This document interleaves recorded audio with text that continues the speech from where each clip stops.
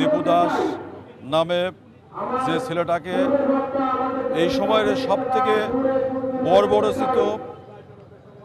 ঘটনা, মেরে আগুন দিয়ে পুড়িয়ে তাকে ভস্ম করা হয়েছে, নির্মম হত্যা, বিশেষ করে ওসমান হাদি শেষ পর্যন্ত। এর মধ্যে যারা হত্যা করা হয়েছে, আমরা মনে করি যে উগ্রবাদ এখানে কাজ করছে, উগ্র সাম্প্রদায়িক শক্তি এই অপকর্মগুলো করার মধ্য দিয়ে এই স্বাধীন বাংলাদেশকে একটি অকার্যকর দেশ এবং অস্থিতিশীল পরিবেশ তৈরি করার মধ্য দিয়ে তাদের হীন উদ্দেশ্য তারা বাস্তবায়ন করতে চায়। সে কারণে আমরা চাই, সনাতনী সম্প্রদায় আমরা সম্প্রীতি চাই, আমরা শান্তিপূর্ণভাবে এদেশে বসবাস করতে চাই। সে কারণেই যে বিচারহীনতার সংস্কৃতি বাংলাদেশে ইতিমধ্যেই তৈরি হয়েছে, আমরা এই সরকারের কাছে দাবি যে আজকে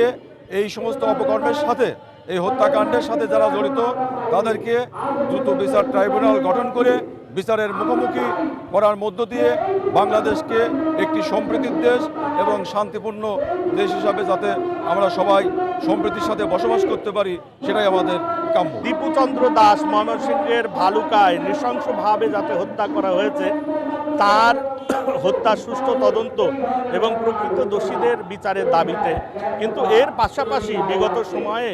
বাংলাদেশের সংখ্যালঘুদের উপরে যত নির্যাতন এবং হামলার ঘটনা ঘটেছে, যেমন কুমিল্লার নানুয়ার দিঘির ঘটনা, আপনার ব্রাহ্মণবাড়িয়ার নাসিরনগরের ঘটনা, তারপরে আপনার রামুর ঘটনা থেকে শুরু করে সমস্ত ঘটনার কিন্তু আমরা আজকে এখান থেকে প্রতিবাদ জানাচ্ছি এবং এই অন্তর্বর্তী সরকারের কাছে আমরা দাবি জানাচ্ছি যাতে করে এই সমস্ত সংখ্যালঘুদের উপরে অত্যাচারের যে ঘটনায় যে মামলাগুলো লিপিবদ্ধ হয়েছে আদালতে, সেগুলো যেন ফাস্ট ট্র্যাক কোর্টে